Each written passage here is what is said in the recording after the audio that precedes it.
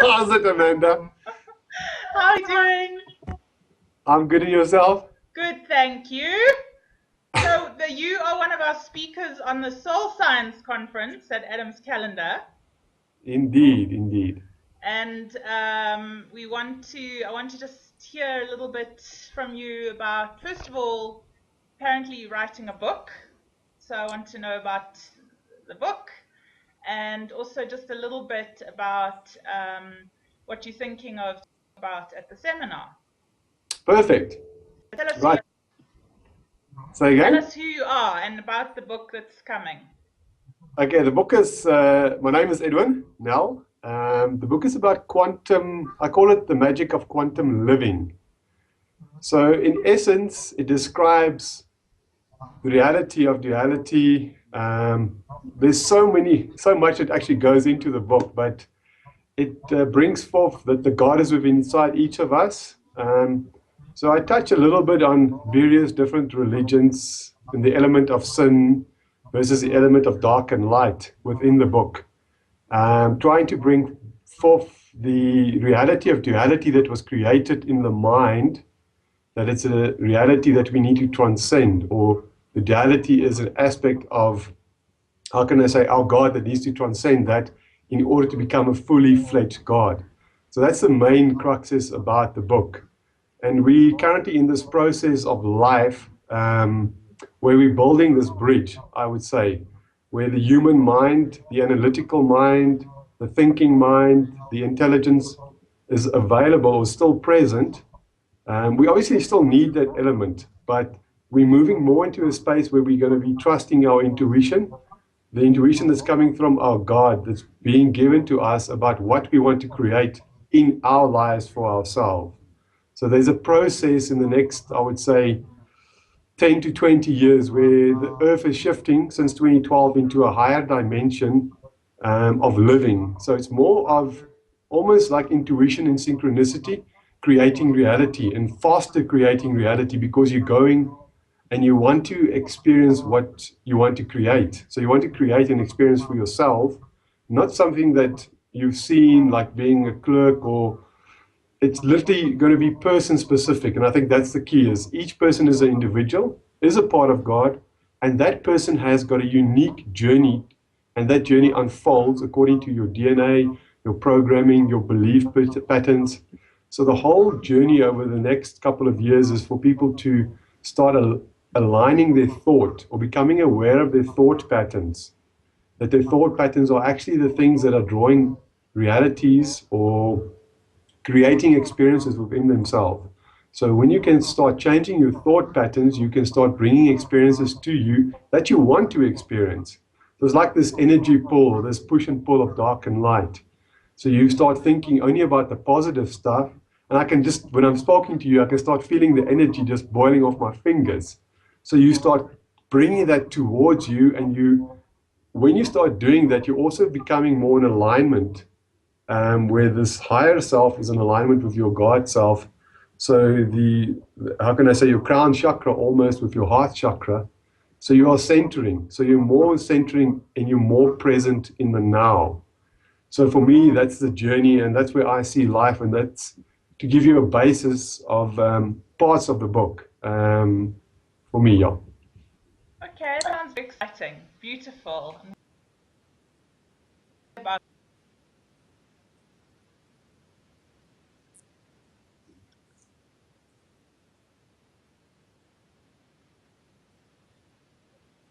Yes, I mean, that's for me. Over the last year, I've seen that where you meet people like I've met you, and we're busy creating this process, this beautiful workshop going to be taking place in about a week's time. And if I didn't trust my gut and ended up at a workshop where you presented, I would have never met you. And my gut was actually telling me, go and meet JP and Nadine, go and visit them. And when I visited JP and Nadine, they said, well, Nadine said she's going to this workshop where you presented a family constellation, and there was some tantric work. And then from there on, that's how everything plays out. So you start becoming more aware of these random occurrences, which aren't random. They are synchronistic events. So you start listening to your intuition, your gut, Your gut is guiding you to the people, places, times, and events that you want to experience and you want to create for yourselves. Yeah. That's really beautiful. There's this beautiful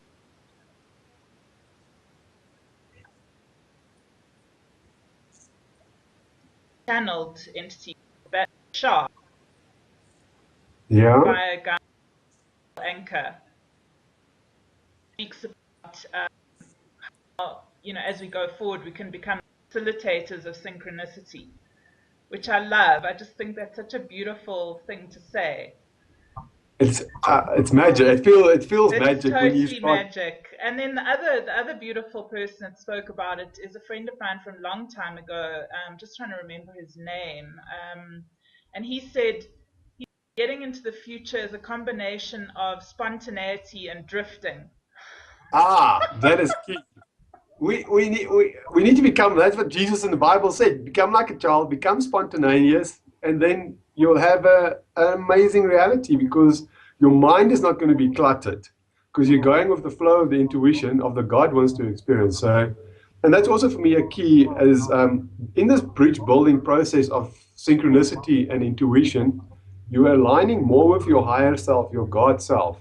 So we'll be channeling more information from the higher uh, dimensions of consciousness, you want to call it. So your higher self is actually going through different veils of consciousness and bringing forth what the God wants to experience. So in essence, what I'm also, and that's why I like it, is people want to plan too much. And for me, when you start listening to synchronicity and events, like now, I'm just going into a state of almost channeling, or I am channeling my higher self, which is telling me what to say and what to experience. And I can feel the heat and you can start feeling the energy in the body build up and around your hands because you in alignment with what you want to say. There's no doubt, and there's also you completely in a truthful state. So in the truthful state is a state of bliss and joy and happiness. There's no lack in because you're moving into a presentness awareness when you start focusing and you working with intuition and synchronicity and guided by your higher self. So, and that's where I see the world. It's almost like you're bringing these two parts together, like this mind is bringing the God mind in, and then you almost like merging into one being. And I think that's the key. We want to merge into this one being, able to master duality and to transcend duality, because there's no separation ultimately.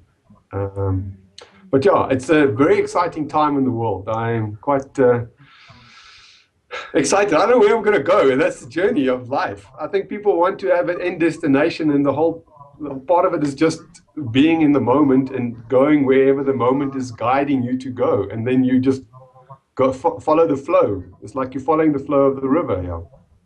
Right. It's beautiful. It's like improvising in a way and just saying yes. A little. What if you said yes, the yes man, and it turned his whole life around? You know that movie, The Yes Man? Yeah, I know, it's amazing. So there's another piece I wanted to bring up, which I think is important, which is this thing of the DNA, because you mentioned it, Yeah, and you were speaking about it in terms of destiny, and we come in, to a certain destiny, and I think just this idea of destiny and the soul and incarnation and DNA and thoughts and all of that is quite an important part of the soul science seminar, because obviously it's soul science, yes. So it's like, well, what is the science of the soul? And from what we know about epigenetics now with science, the breakthrough of science is that our DNA is not fixed. We come in with the program from the previous lives, I agree, yes. incarnations and lessons learned and stuff like that from our light review. And our you could say that our soul actually gets coded, or or you could also call your soul your higher self in a way, Mm. gets coded with information of your last lessons, and then comes into a family that would hold the exact same frequency for you to overcome the lessons and find new patternings. And from what I understand is that the soul codes the DNA based on its information. It actually we are like an orchestra. We have this harmonic about us. And whatever our song is, like if we come in with a miserable song, you know, that's like poor me singing, then that's how the DNA gets coded. But if we manage to shift that and conquer that in this life, we can actually recode the DNA. It's not fixed. It's actually expressing propensities as we shift them. Indeed. My point of view of what I've experienced over the last 5 years, and I like the way that you bring in the soul, because I think the soul is key towards the experiences that you're drawing into this lifetime. And as you've mentioned, you choose the exact place of birth, wherever it is. If it's a small town or a village, you choose your parents. Most of the time, during your parents and your family, there are karmic bonds. So there are certain lessons from previous lifetimes that you might have roles reversed, and so you reincarnate maybe with like a soul group or a group of people in order to learn certain lessons. But it doesn't say you have to stick with that genetic makeup.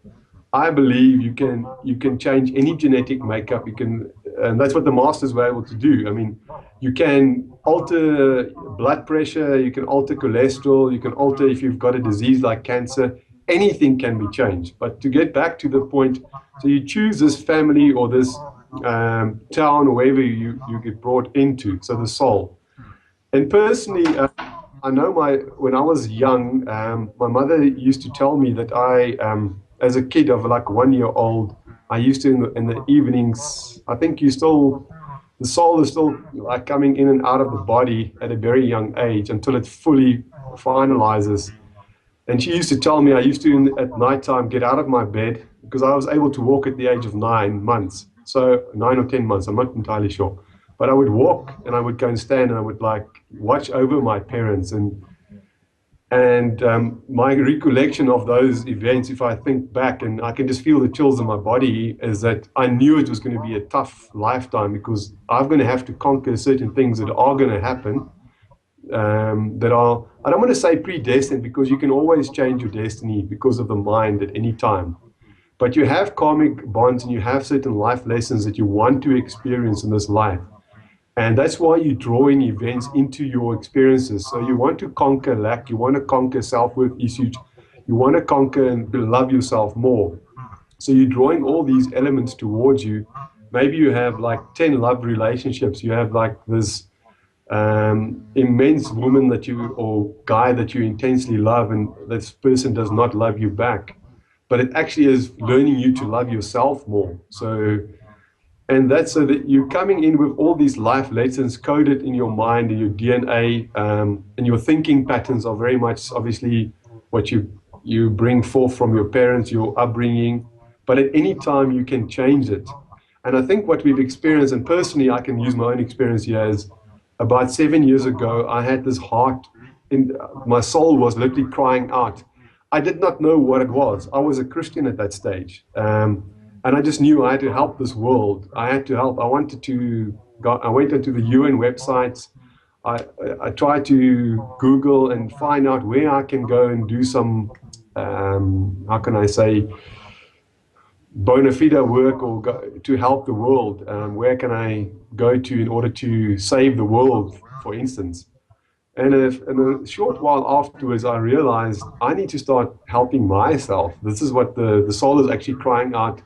Okay, you've partied enough, not to stop partying, but it's now time to wake up from the bonds or the entrapments of the mind, because we all see a certain thing in a certain way.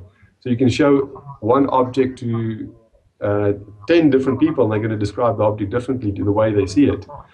So I was brought up in a Christian religion, and it was literally guiding me to find a higher truth. So the soul was actually, it was the right time to awaken about 5 years or so before the 2012. So, I mean, I know we've in this harmonic convergence where we've shifted over 2012 and we're building a new, I would say, a new earth with a newer and higher consciousness, more appreciation for one another, more self-love. So I can see the God in you and you can see the God in me. And we're working towards a greater reality for mankind. and the soul was actually pulling me towards that. So I had to go through all the experiences in my lifetime, whether it was breaking up with a girlfriend or the difficult times with my dad or my mom, or whatever reason, whatever experience was brought into your lifetime. But it's again, it was a way of your thinking, and you start thinking how trivial some of these experiences. Why did I hate this person? Why did I not love this person more? So you start understanding the dynamics of how the brain was encoded and actually trapped in this. And it's I'm actually extremely angry. I'm livid because it's like we've been suppressed for this immense amount of years, but we're such great beings, but we've been blinded into believing that we are dirt of the earth in certain religions, if I want to take it that way. But we are such magnificent beings, and so to let go of that, which is tough, and moving into a more appreciation, less judgment, more love for yourself, because I think a big part of it is if you can love yourself completely, you can love anybody completely, because there's a mirror effect always going on. And so that's what, for me, the soul is crying out and wants to experience. So we've got this different levels of consciousness in the planet as well. And I a little bit talk about it in the book. So you have a light spectrum, and a lot of people know about the light spectrum. So you have to start in the basics, and you start building the basic blocks until your consciousness evolves.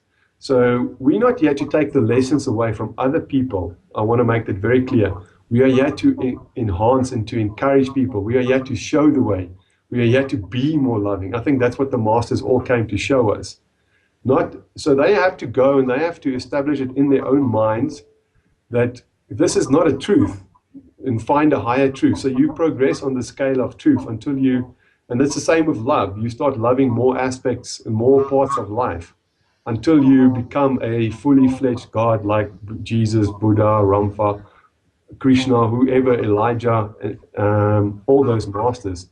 So it's literally, it can take a few lifetimes. It can take one lifetime. It depends on what are you willing to see. Are you, and it's very important that we're here to guide people. They need to understand the lessons for themselves. I cannot take you to a state of bliss if you don't want to go there. You need to be able to take your mind into that state of bliss. So, but we are here to guide each other and to be supportive of each other. So yeah, this genetic makeup can at any time, when you let go of these negative emotional patterns and thinking of this person is yet to hurt me or I've got this lack, we had to let go of all those mind programming so that the veils slip away. And by doing this, you also create a more healthy body, a more healed body, because the physical body, your chakras, your nandis that are in the body is linked to your higher self, or your soul. Your higher self is your spirit and your higher self. So the more you start thinking differently, you're changing the brain's neural pathways. And in essence, you're actually changing your own physical structure. So you can actually become younger just by focusing on it, yeah, and by letting go of these negative patterns, because you are creating a different mindset for yourself, a different reality. You don't have to get tied into this old reality of lack and disease, and those things can be transcended, and that's what the masters came to taught us. Yeah. So it's all about shifting your mind, and with the shift in your mind, you're also shifting your DNA and your genetic makeup. So you start loving yourself more. It's the crux of everything, basically. Yeah.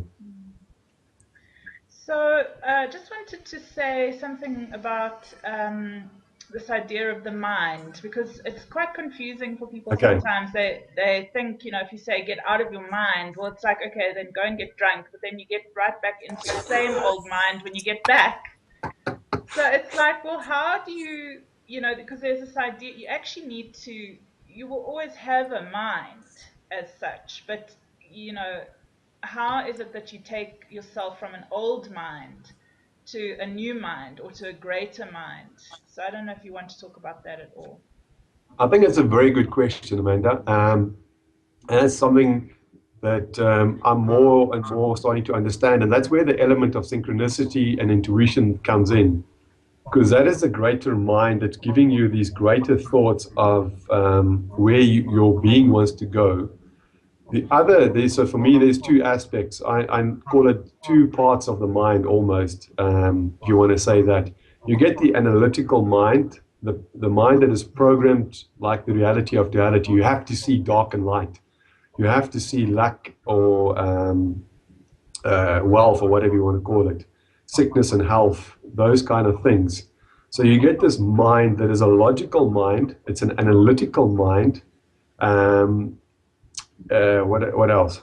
But the key is logic, analytical, and intellectual. And judgmental as well. Judgmental mind. So you cannot judge.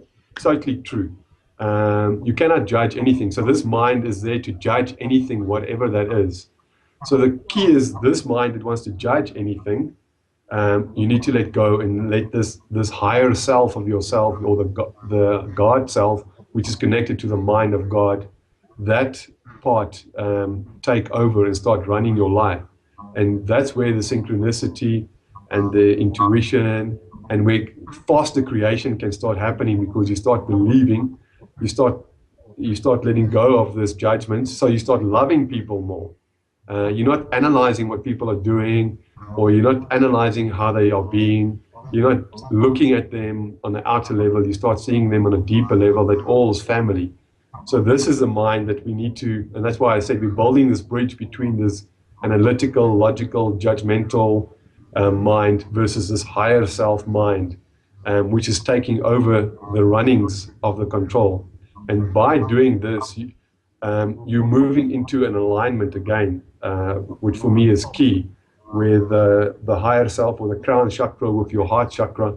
Everything starts flowing, and also you're moving into a more present state, because your thinking is starting to subside, because you're not like thinking, It's almost like a knowingness is starting to evolve within your being, is like you know where to go, or you are trusting more in your own being.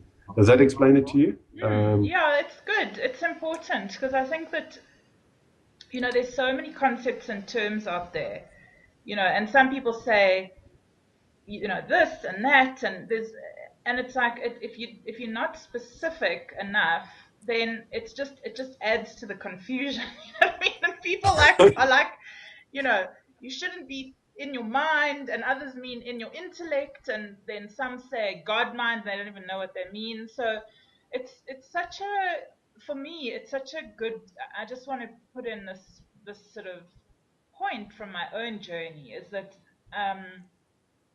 you have to really educate yourself and understand what are you actually talking about when you're saying the God mind. Because some people might think that that's going to church and being good, and being redeemed, whereas I've been through a whole journey of redefining the God mind and saying, well, perhaps God is all experiences and every potential. Indeed, that's true. So how is it? We obviously can't be in a human body and be all things and all experiences yet, maybe one day, but it's like, what is the step? How do you get from here to something new? And how does, for example, being out of your mind or subconscious mind, how do you access that? Are there disciplines? What do you do to shift the gears from one state to another? I think that's a very important question. So personally, I've used a few different techniques. And I think the most that people know about is your normal meditation. I don't know if most people know about the candle focus. You would light a candle and you would concentrate on the inner side of the candle. So you just become aware of focusing on the candle. So you're trying to narrow into that candle. And maybe there's different views of doing it as well. So you can focus on one element. For me, is trying to become aware of what I'm thinking, even in candle focus. What are the thoughts that come through my mind? What is it that the subconscious mind is being programmed? What am I thinking? because ultimately your thinking is starting to create reality. So if you just think positive stuff, just positive stuff's going to happen to you. So the key is to start becoming aware, I think, first of all, and that's what normal meditation does as well. So normal meditation for me is threefold. One aspect is of no thinking. So is to focus at going into a state of no thinking. So you don't want to think about anything, yeah. And then another element of meditation is becoming aware of intuitive thoughts. So you allow for intuitive thoughts to come in. So you start distinguishing what is a judgmental thought. I think that's key. So you need to become aware of what are you judging? What is your intellect and your analytical, your logical mind say? What is because God is God is not structured. I think that's a key element. So it might sometimes be a flash of like a coconut or whatever that might coming in, or say phone this person. Those are kind of intuitive thoughts, or write this book, or inspirational messages. Let me rather say God is inspiration. You are inspiration. So your God is connected to inspiration.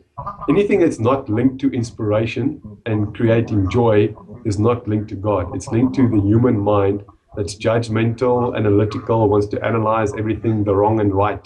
It doesn't work like that. So you become aware of those different thinking patterns through meditation techniques where you can go into. So for me, as I said, I would become aware of thinking, and then also an element is of thinking about nothing. And then there's another element where once you've listened to your intuitive messages, what you want to experience or what you want to create, even if you want to create something for yourself, you can meditate and focus on, the part of meditation for me is focus on bringing that reality into your life. So if you want to manifest a new job, you need to focus on, I'm not saying a new job. It depends on, maybe you need a promotion, maybe you need a new job, maybe, and that's where you need to be open as well, because synchronicity could lead you to these places where you might go to a party, where you might need a job hunter, or you might meet somebody that might offer you a job. If you don't go to the party, then obviously that would maybe wait a little bit longer. But it's to focus on trying to attract that into your life. So you're using the energy of the wavelengths. Your mind is energy. So every thought is energy you're creating. But it's very important that when you are creating, sometimes we're not aware of our subconscious mind. So a subconscious mind might be you trying to create something, but your subconscious mind might be not blackmailing, but it might be, what is the word that I want to get at? Breaking you or hindering your progress because you haven't dealt with aspects of your subconscious mind or the programming. So you need to be, that's why it's very important when you start the spiritual journey to become aware of your thinking patterns. What is your subconscious mind saying? Is there a link about lack that you need to work on, or self-worth, or love that you need to work on? So that's, in essence, you're not going to be able to create if you haven't started working on these elements, because that could hinder your actual manifestation of creation, of bringing that new job into you, because you might not think you deserve that new job, because you don't know that you're programmed not to deserve that new job. So you're never going to get that new job. So you need to create a belief system where you deserve the greatest life. Each individual on this planet deserves the greatest gift, everything they can deserve for themselves. But it must come from the God mind. It can come from an intellectual place. Very important. For me, you can create from there, but the key is to create from where your God wants to create an experience and align with that. So you deserve the greatest, but you need to believe that. And that's why, for me, looking at the subconscious mind is key. Other elements that I've used is, so I would encourage, go to workshops, processes where you shift your subconscious mind. Connect with people, maybe have like a weekly friend session where you chat about these things and you can challenge one another on how you think. Very important. I used to be a part of a group that for a year or two used to do that job. And you had to have a teacher that you start looking at what you are analyzing, because it's important to see at what you're analyzing. What are you comparing? What are you comparing? What are you analyzing? What are you contrasting? So those kind of things are what your subconscious mind is looking at. And you need to be aware of it before you can start creating and manifesting faster into your life. Then there's breathing. Yeah. Yeah, do you want to say about the breath? Yeah, so for me, one of the biggest things that, and the most profound experiences that I've had is with the breath work that I've done. And one of the tools is uninterrupted breath. I mean, I've been to Oshu's ashram. They use elements of breath work. The teacher that I used to train with used elements of breath work. Art of Living uses elements of breath work. I know Rampa School uses elements of breath work. I think breath, in essence, is probably one of the things that are most important to be able to shift into a higher consciousness, because energy and consciousness creates reality. So you bringing in this energy, because breath is ultimately energy. It's life force, and it comes in through your chakras, and you're actually expanding it through the nandis. So in essence, the nandis are your consciousness. It's a consciousness flow within the body. So it's uninterrupted, it's vigorous, it's fast breath. It takes you into a higher ultimate state. It's like, so you want to have it, you can't stop. You want to create, and you'll start seeing. I would encourage, however, to do it with a practitioner first of all, because your body might be doing certain things that you're unaware of it, and really it can be like it can be very intense, because you're processing, you're going through energy and different layers of consciousness, and you're opening consciousness within your body, within your aura, when you're using this uninterrupted breath. But it can take you to a higher awareness, and you can start seeing when you are downloading and you're using the breath. It also stills the human mind. So the analytical, logical mind, it actually subsides, and you are more connected to the mind of God, or your higher self, and that element with intuition and trust. So you start connecting with that much better, and that for me is why I like breath. Currently I try and do it at least every second week, if I can every week, but every second week at least an hour to 2 hours at once.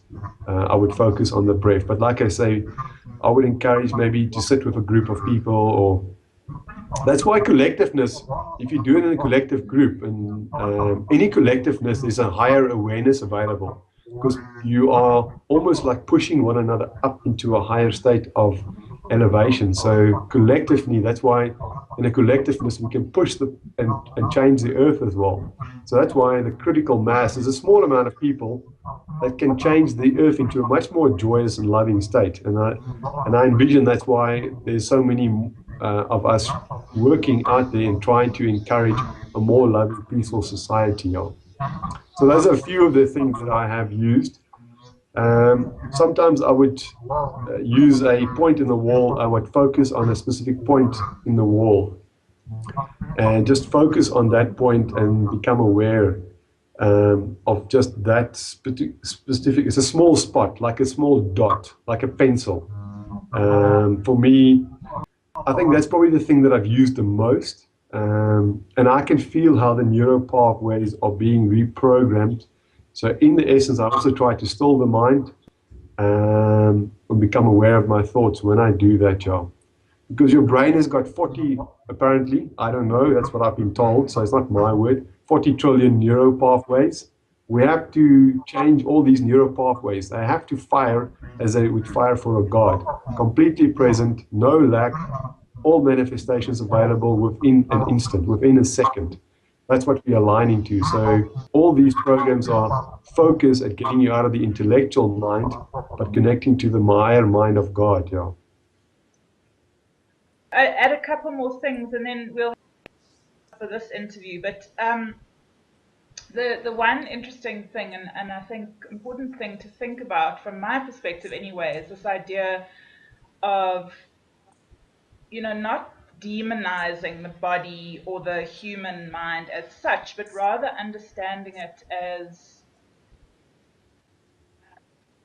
it's the experiencer.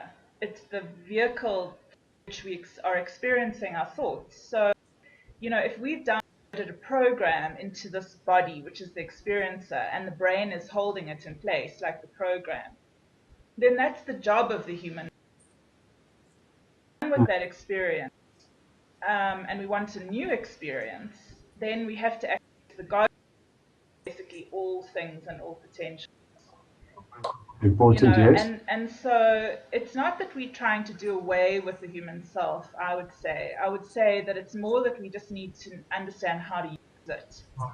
Yeah, I think you're right there, definitely. And that element, So for definitely, yeah. example, if you think like we've got different parts of our brain, and the one part is where the maps are made, where it's almost like a computer, where we put the program in for the dream that we're currently busy with, and we put it all in there, and it kind of holds that map in a sense, and that's the mind that we're busy with, the thoughts that we're busy with, the dream that we're busy with, and then it becomes the downloader. So in other words, whatever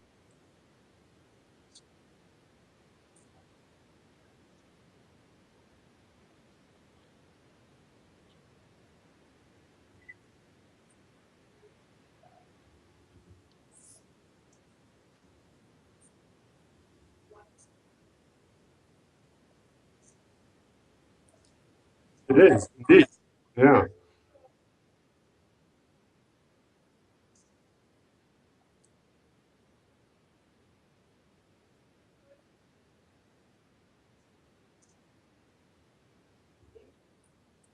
I think, yes.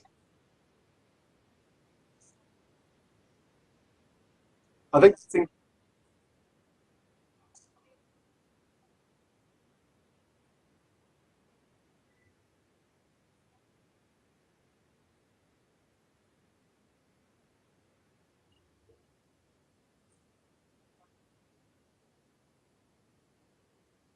yeah, I think when I say let go of the human mind, I mean the human mind element of like you've just brought in these experiences that we've had. A lot of the times we want to actually bring this experience back. You might have had a beautiful party and you want to recreate the scene where you want to experience the same feelings and emotions of this party. But then you're recreating the same experience. And exactly as you're saying, that's the element. We shouldn't be lingering on back onto the past. So that's the element of the human mind that we need to be letting go of completely, yeah. So that you exactly like you're saying, you are creating with your mind new experiences, and the soul wants to experience that, and you're drawing those experiences into your reality. Definitely, I agree fully with that, yeah. It's a vehicle, yeah.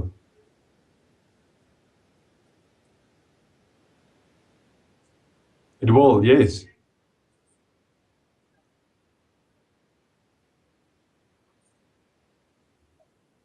It's constantly downloading and constantly readjusting, realignment. So it's trillions upon trillions of aspects. I mean, if you look at it, the body, it's like all these different cells, which is like, I don't know, infinite number of cells the body is in, you. So don't,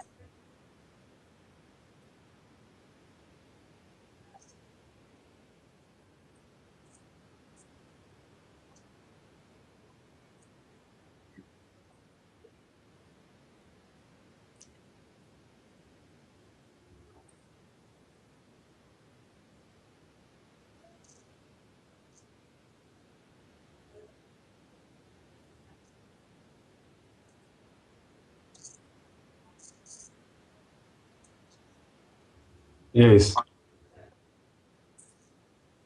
you manifest it. It's exactly the creation works, yeah.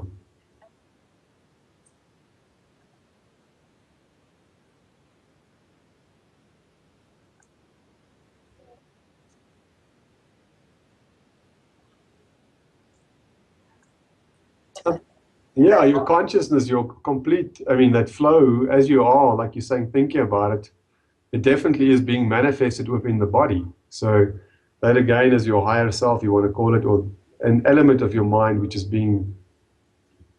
go through the nundri, I call it the nundris, the links to the physical body. But in essence, there's no difference between the spiritual and the physical side of it. We've just labeled it. There's no separation actually. We just can't see it with our human eyes. So we're moving into a stage where more and more less separation will take place. So we'll be more and more at one, like you're saying, with what the body, the consciousness, your consciousness or your soul wants to experience, or this mind, this great mind.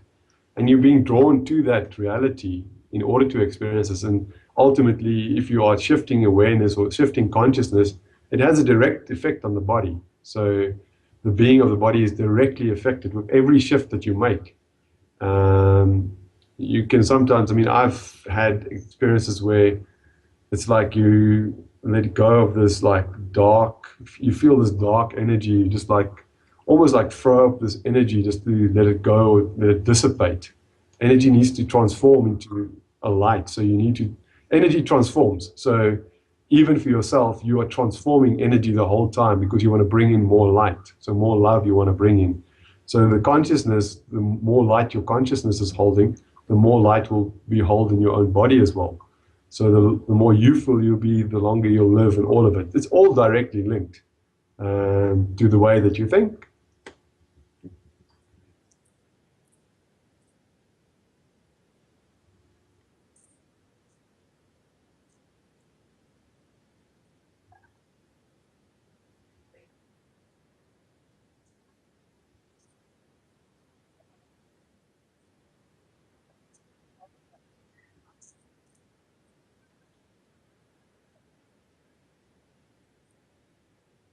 I love that. I love that because it is exciting. It is. And that's what that excitement creates more excitement. So the more you can feel that excitement, the more the universe is responding. Your God is responding to you. So that energy is an energy that the universe applauds and God applauds. So it brings you more beautiful and joyous experiences.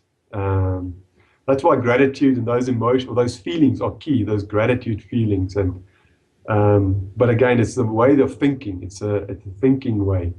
Um, Excitement is a state of mind. Joy is a state of mind for me. Yeah. Depression is a state of mind. All of it is a state of mind. So, where do you want to see your mind? Where do you want to go?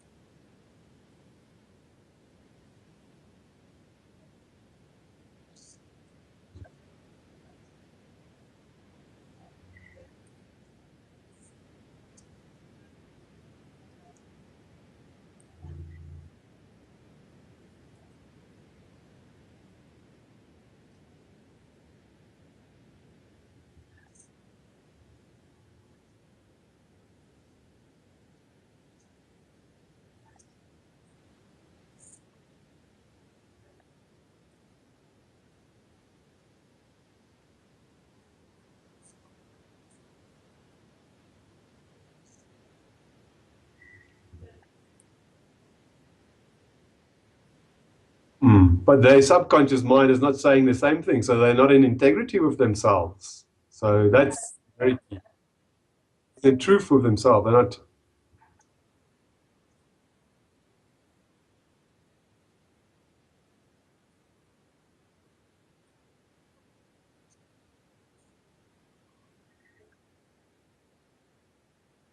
Okay.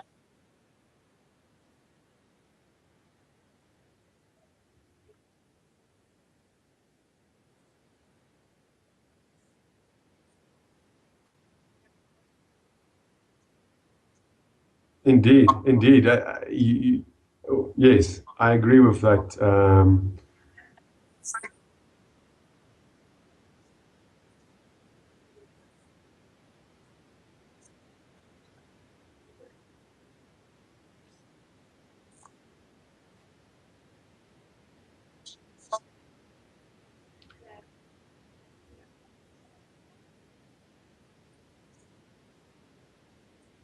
But it's a mindset again. That's yes, that frame.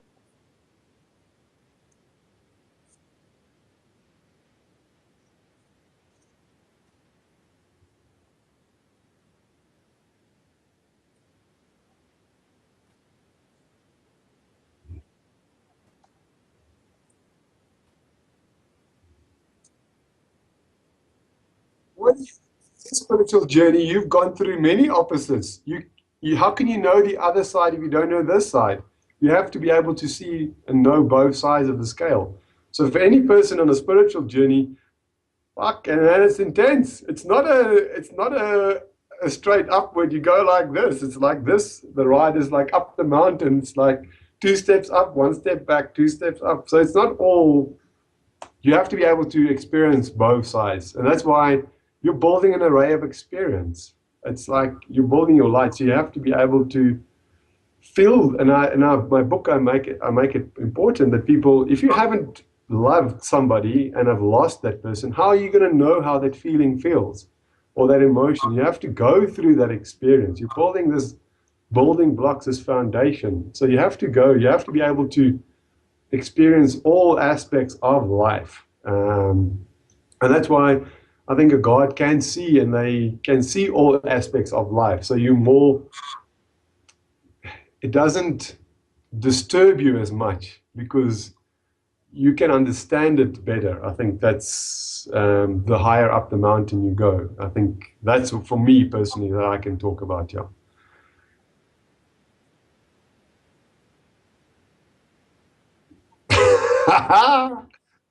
Not an easy thing to tell people, eh?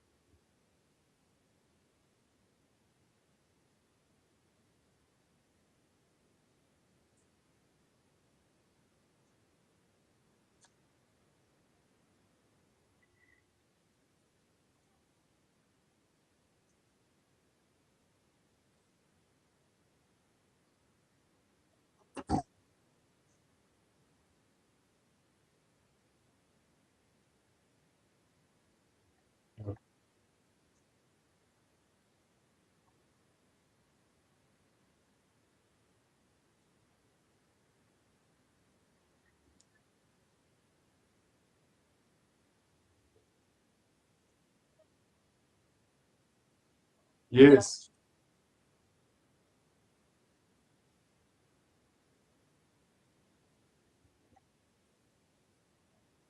It will. You need to ask questions. You need to ask the questions to the soul, and then you'll get the answers. It's like the Bible says, ask and you shall receive. So definitely, yeah. There was one intuitive thought that just came through, and I think it's quite important. We talked about this progression of the soul, and I think you have to go through all the stages. You have to experience it. I think that's why, like the onion, I mean, everybody uses the onion, but it's probably the best example. So there's this onion. So as you are unraveling the onion, so you are unraveling certain experiences and you're having certain experiences being drawn into your orbit. So you're having good experiences and you're having bad experiences, if you want to call it good and bad. I don't classify it. You can't classify it, but and with each revel, you are having more experiences. So it's not to say they're going to be good and bad, but that's the kind of with each. What is it? It's basically the onion. You have to be able to like draw both polar sides of it while you're busy unraveling this onion. So you have to be able to experience the light side. You have to be able to go into the dark side. So this is how I've just envisioned. With each wrap, you go to the light, you go to the dark. You wrap and lane, you go to the light, you go to the dark. So with each wrap, until you master duality, you've gone to the opposites the whole time, and now you understand, and now you've mastered duality. But this takes lots of years of practice, lots of work on yourself. Yeah.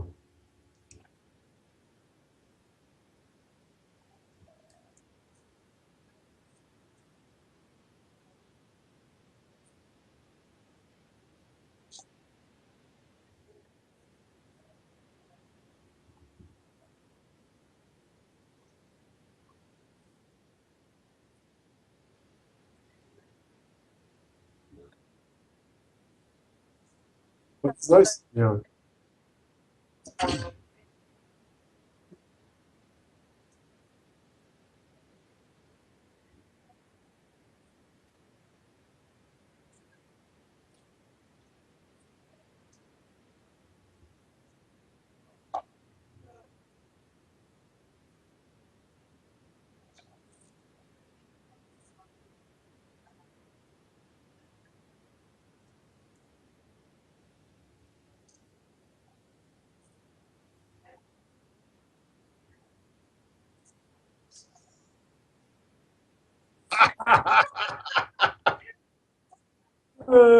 Well, the dark is, I mean, it doesn't really exist, but it does exist. It's like this illusions that we have to master all of these illusions. There's an interesting, I just want to go back to where you spoke about the light workers earlier on.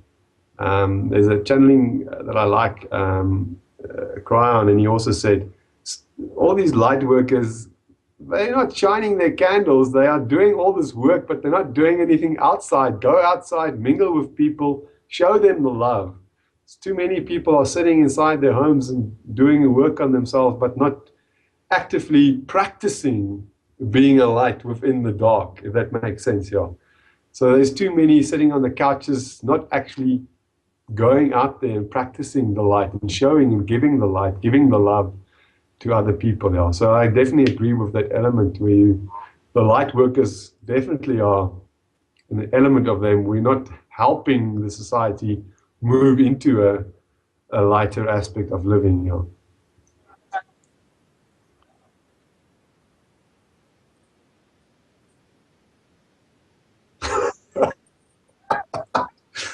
Well, you have to do both. Yeah. Yeah, indeed.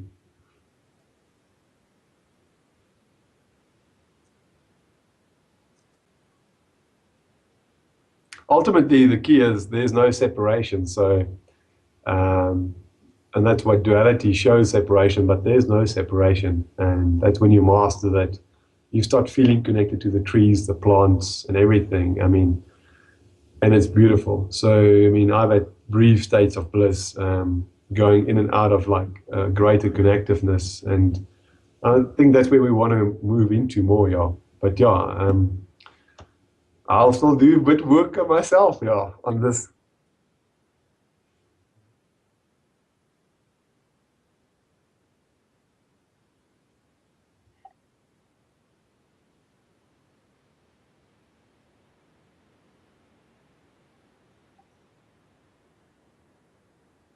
Thank you very much, Amanda. It's really been my honor. Thank you very much for everything, eh? Bye bye.